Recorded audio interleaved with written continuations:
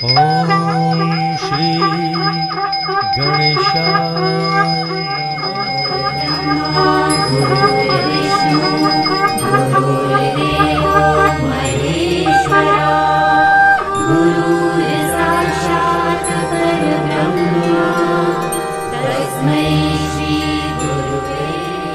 ब्रह्मा मुरारी त्रिपुरान्तकारी भानुः शशि भूमिसुतो बुधश्च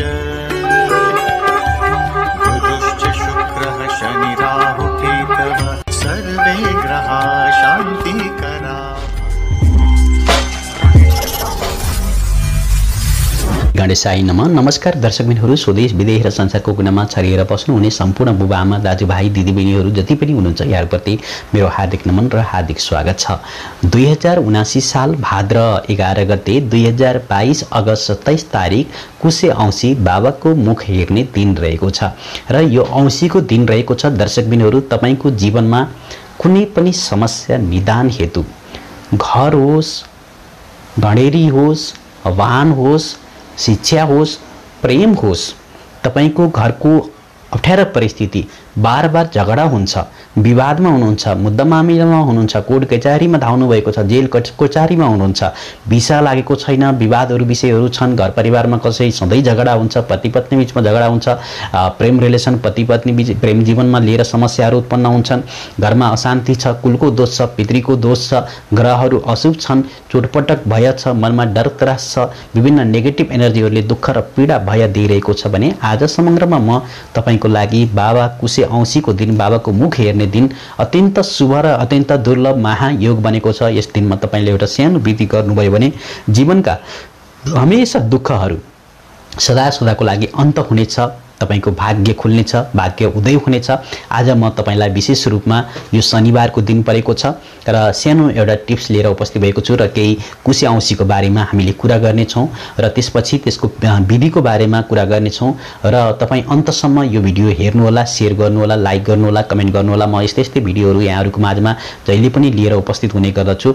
2079 साल भाद्र 11 गते 2022 अगस्त 27 तारिक र शक सम्वत 1944 नेपाल सम्वत 1142 नल दक्षिणाय वर्षा शनिबार भाद्र कृष्ण पक्ष तिथिमा औँसी तिथि, नक्षत्रमा मघा नक्षत्र र यसै गरी चन्द्रमा सिंह राशिमा, दिनमान घडी 32 घडी 0 पला र सूर्योदय 5:40 सूर्यास्त 6:28 आनन्द योगमा पद्मा योग रहेको छ। यस्तो परिवेश परिस्थितिमा हामीले बाबाको मुख हेर्ने कुशे औँसीको दिनमा आज विशेष रूपमा केही सानो जानकारीका बीचमा जो मानव जीवनमा थुप्रै समस्यालाई अन्त गर्नको लागि आज मैले तपाईको बीचमा लिएर उपस्थित भएको छु।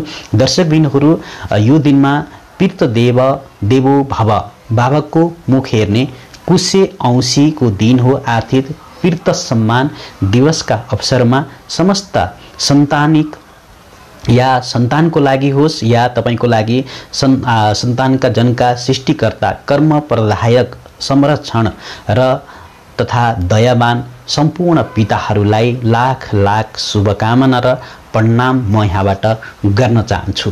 हाम्रो युट्युब परिवारबाट जति पनि बुबा आमा जति पनि हेर्दै हुनुहुन्छ, बुबाहरूले हेर्दै हुनुहुन्छ, यहाँहरूलाई लाखौं लाख प्रणाम शुभकामना कुशे औँसीको र सबै सन्तानहरूलाई माता र पिताप्रतिको कर्तव्य पालन गरी उहाँहरूको सधैँ खुसी राख्न आग्रह गर्दै सबै पिताहरूलाई उहाँहरूको सुस्वास्थ्य सदैव सन्तानका साथ अपार खुसी र सुखमय दीर्घ जीवनका लागि हार्दिक मङ्गलमय शुभकामना। र दर्शकबिनहरू, अब कुशे औँसी नजिकै आइरहेको छ, 2-3 दिनपछि प्रारम्भ हुँदैछ। आज म यस्तो विधि तपाईलाई तान्त्रिक विधि देखुन लिएर वैदिक विधि दुवै बताउँछु जुन तपाईको जीवनमा अवश्य पनि यसले अद्भुत सकारात्मक प्रभाव पार्नेछ, तपाईको जीवनमा कई समस्यालाई हल गर्नेछ। साँच्चै नै यो भिडियो हेरेपछि तपाईको जीवन नै परिवर्तन हुनेछ। तपाईलाई अन्तसम्म यो भिडियोलाई विशेष ख्याल गरेर अगाडि बढ्नु होला। सनातन धर्ममा कुशे औँसीको ठूलो एउटा महत्व र अत्याधिक भएको कारणले धार्मिक कृत्यमा कुश प्रयोग गरिन्छ र देव कार्यमा, पितृ कार्य लगायत हरेक धार्मिक कार्यमा कुश बिना कुनै पनि कार्य सम्पन्न हुँदैन र कुशको पवित्र लगाएर कुश हातमा लिएर सनातन धर्म कुशको महत्त्व अत्याधिक छ र यसै समग्रमा धार्मिक कृत्यमा कुशको प्रयोग गरिन्छ। देव कार्यमा, पितृ लगायत कार्यमा, हरेक धार्मिक कार्यमा कुश बिना कुनै कार्यहरू कहिले पनि सम्पन्न हुनन्, अधुरा हुन्छन्। कुशको पवित्र लगाएर कुश हातमा लिएर जो व्यक्तिले मात्र सङ्कल्प एवं देव पितृहरूको यदि पुनः पूजन आदि कर्म गरिन्छ र सन्ध्यामा पनि कुशको विशेष महत्त्व छ। र दर्शकबिनहरू आजको टिप्सलाई हेर्न नबिर्सनुहोला। हामीले केही यसको बारेमा कुरा गर्नेछौँ कुशे औँसीको दिनमा। त्यसपछि मैले तपाईँलाई विधि विधानहरूको बारेमा पनि कुरा गर्नेछु जुन तान्त्रिक र वैदिक विधि दुवै छन्। यसलाई प्रयोग गर्नुभयो भने जीवनमा रुनुपर्ने दिन कहिले आउँदैन, धनको कमी कहिल्यै हुँदैन र धनको वृद्धि दिन प्रतिदिन प्रगति हुँदै जान्छ। प्रेमको भावना वृद्धि हुँदै जान्छ। छुट्टिएर बसेकासँग तपाईँको मिलन हुन्छ। लामो अवधिसँग तपाईँका सपनाहरू अधुरा रहेका ती सपनाहरू पूर्ण हुन्छन्। यो विधि कति बेला गर्ने, कसरी गर्ने, कुन समयमा गर्ने, विधि के हो, विधान के हो, आज यसको बारेमा व्रत बस्ने नबस्ने, बाबाको मुख हेर्ने नहेर्ने, यो सबै कुराहरूलाई आज म वास्तविक रियललाई कुरा गर्ने अगाडि आएको छु। दर्शकबिनहरू भिडियो महत्त्वपूर्ण छ, छोडेर नजानुहोला, स्किप नगर्नुहोला। र दर्शकबिनहरू अब ब्रह्माजीको उत्पत्तिसँगै कुशको पनि उत्पत्ति भएको शास्त्रमा वर्णन छ र त्यसैले इन्द्रादि देवताले पनि कुशको प्रयोग गरेर कुशको पवित्र धारण गरेर मात्र यज्ञ र व्रत तप आदि गरेको प्रसङ्गहरू विभिन्न पुराण शास्त्रहरूमा धेरै छन्। कुश पवित्र धारण गरेको विप्रादि व्यक्ति इन्द्रको वज्र, नारायणको सुदर्शन चक्र एवं भगवान शङ्करको त्रिशूल सम्मान नै शक्तिशाली मानिन्छ र भगवानले 12 अवतार लिएर पृथ्वीको उद्धार गर्ने क्रममा हिरण्यकश्यप दैत्यलाई बन्द गर्नुभयो र त्यसपछि थकाइ मेट्नका लागि समुद्र किनारमा जानुभयो। त्यसमा आराम गर्दा झरेका बराहा भगवानका रौँहरू नै पछि कुश एवं काँस भएर उम्रिए। यसरी भगवान बाराहीबाट कुशको उत्पत्ति भएको प्रशंसा शास्त्रमा थुप्रै पाइन्छ। यस्तै भनेको छ घाँस नै कुश रूपमा आएको भन्ने कुरा त्यही पुष स्पष्ट हुन आउँछ। यसरी भगवानसँग सम्बन्धित भएर आएको कुशलाई योग्यादिमा प्रयोग मात्र होइन, कर्ता आचार्य आदिले पनि शुद्धता एवं रक्षणार्थ बलशाली बन्न पनि कुशको पवित्र लगाउने गरिन्छ। कुशको आसनमा बस्ने र कुशदण्ड लिएर मात्र सन्ध्या वन्दनदेखि लिएर सम्पूर्ण धार्मिक कृत्य सम्पन्न गर्नुपर्ने शास्त्रीय मान्यता रहेको छ।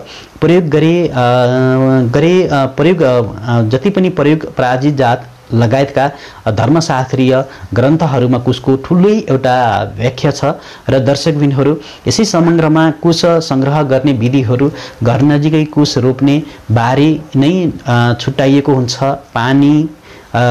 जस्तै पानी जम्ने ठाउँमा कुश नपस्टाउने हुनाले भिरालो जग्गामा कुश रोपिन्छ भने अब रोपेको कुशलाई कुशे औँसीको दिनमा भूमिमा कुशको पूजा गरी धूप बत्ती गरे क्षमा समेत माग्ने, कुश उखाल्ने पर्दछ भनेर शास्त्रमा थुप्रै वर्णन गरिएका छन्। भाद्र कृष्ण पक्ष औँसीमा कुश सङ्ग्रह जोड्ने उखाल्ने गरिने भएको कारणले यसलाई कुश उत्पत्ति आमस्य या आमा औँसी या कुशे औँसीको दिन भनिन्छ। यस दिनलाई वर्षादि दिनलाई आवश्यकता कुश सङ्ग्रह गरेर यद्यपि सम्भव नभई दैनिक पूजामा फुल टिप्ने रहर र प्रत्येक कुशको सङ्ग्रह पनि गर्न सकिन्छ। तर त्यो सधैँ सम्भव नहुने भएकाले कुशे औँसीमा कुश उखालेर राख्नुपर्छ। कुशे औँसीमा उखालिएको कुश वर्ष दिनसम्म पवित्र रहने हुँदा वर्षभरि चलाउन मिल्छ भनिएको छ। तर पनि अब कुनै पनि सोम बोट औँसी परेको दिन उखेलेको कुश चाहिँ 12 वर्षसम्म चलाउनु हुन्छ भन्ने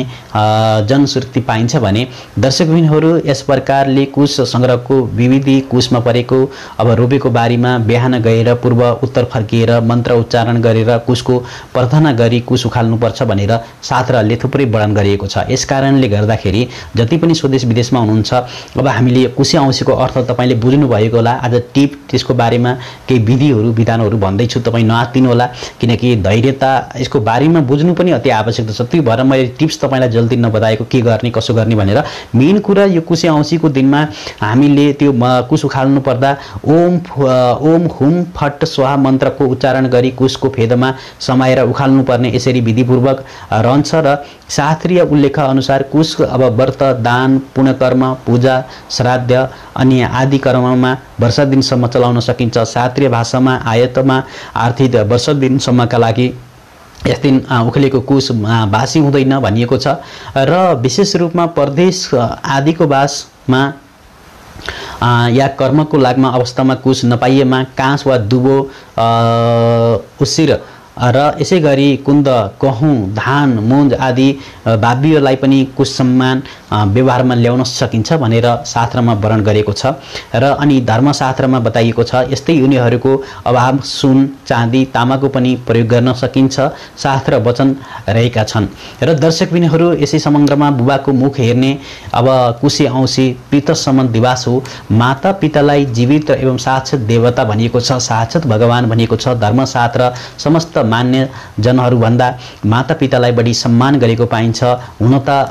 हुन पनि व्यवहारिक जीवनमा पाइने शिक्षा दीक्षाका साथै पित्त अंश सनातनमा रहेका कारण नै सुर्तीले आफ्ना आत्माबाट अब भाइ पुत्र भनेर आफ्नो स्वरूप नै पुत्र रूपमा उत्पन्न भएको हो भनिएको छ। पिता र छोराको रूपमा प्रस्तुति भएको हुन्छ। अर्कोतर्फ यो संसारमा जन्माएर हुर्काएर तपाईलाई 10 महिनासम्म पेटमा राखेर आमाले अब यसै गरी शिक्षा दीक्षा दिएर योग्य बनाएर विवाह संस्कार समेत सम्पन्न गरिदिएर हुर्काइदिएका छोराछोरीप्रति आमा बाबुको पूर्णता भरोसा एवं विश्वास रहेको हुन्छ र हुन वास्तविक अब स्वाभाविक पनि हो। पालनको अब संरक्षण नभएको भए आज कतिपय छोराछोरीहरू लुला लङ्गडा अपाङ्गा अस्पताल मात्र बास हुन्थ्यो होला र यस कारणले गर्दा ती सारा दुःख कष्ट झेलेर उनीहरू एक सक्षम सन्तान मात्र नभई देशको आदर्श नागरिक जन्माउनमा र बनाउनमा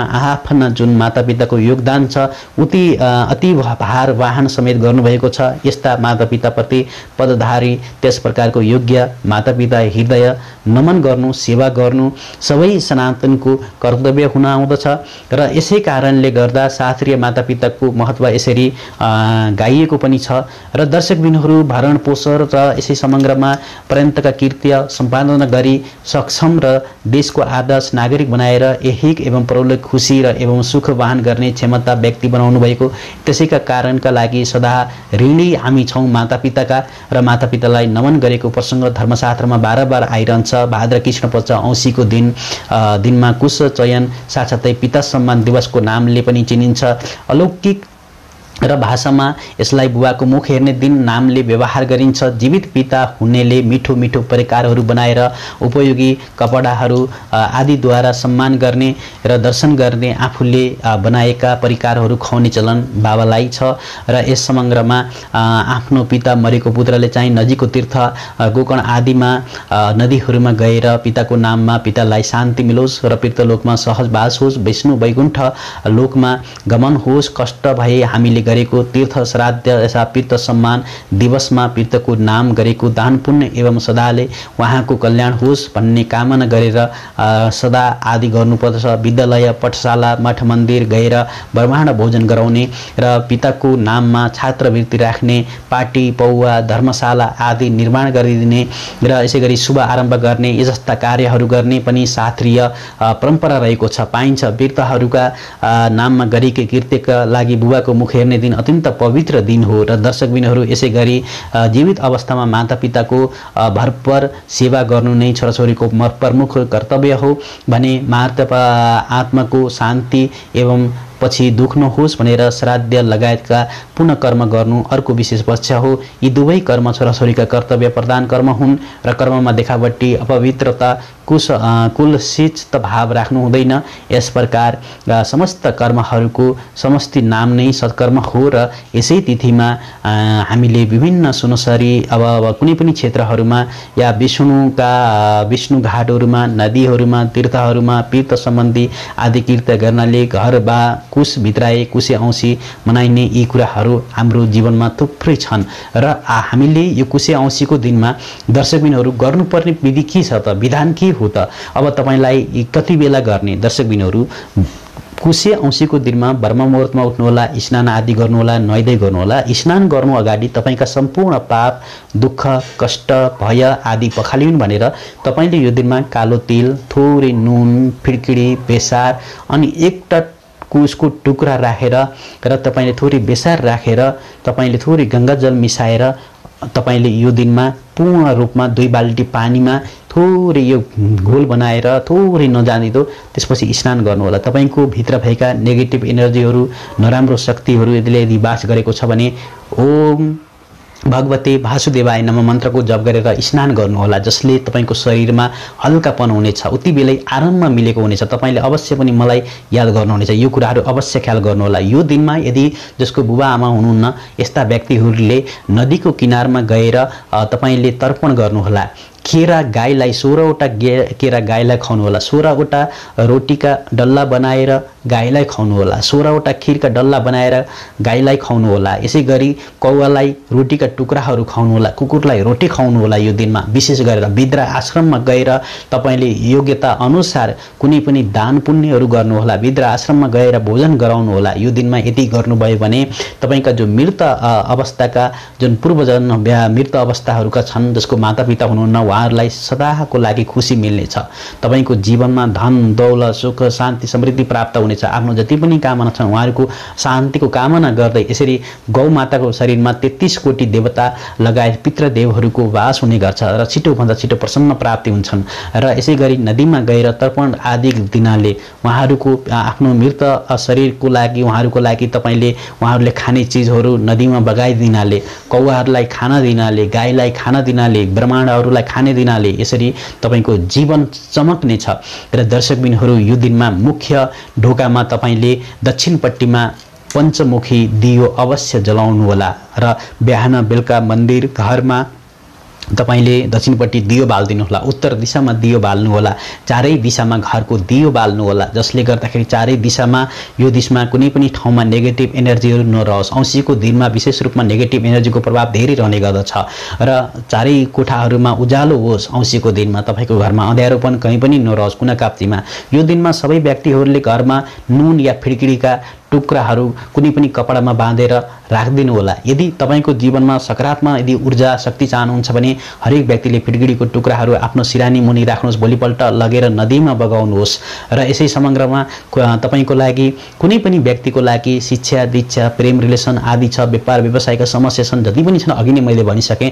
यी विषयहरूमा तपाईले यो दिनमा दिनभरि पूजा गरेर बाबाको मुख हेरेर पितृहरूको सम्मान गरेर देवलाई मठ मन्दिरमा गएर कौवा कुकुर रोटी गाईलाई खुवाएर आदि यदि यो दिनमा कुशको एउटा टुक्रा धन राख्ने ठाउँमा राख्नुहुन्छ भने सदा तपाईको लागि त्यहाँ धनको वृद्धि हुँदै जानेछ, अरबपति बन्नुहुनेछ। पर्समा एउटा कुशको टुक्रा राख्न सक्नुहुन्छ, शुद्ध कपडामा रातो कपडामा राखेर सेतो कपडामा राखेर आफ्नो सिरानीमा राख्न सक्नुहुन्छ, बुट्टीमा धारण गर्न सक्नुहुन्छ। यसको विधि विधानद्वारा मन्त्र उच्चारण गरेर यसो गर्नाले जीवनभरि धन दौलत सुख शान्ति समृद्धि प्राप्त हुनेछ।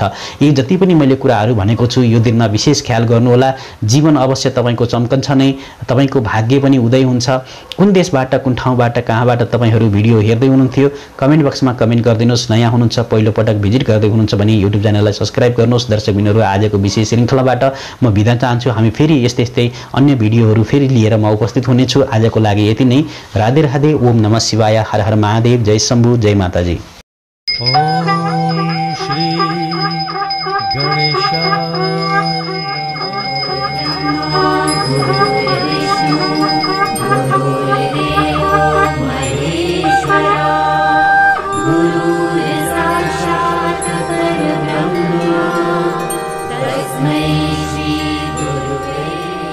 ब्रह्मा मुरारी त्रिपुरान्तकारी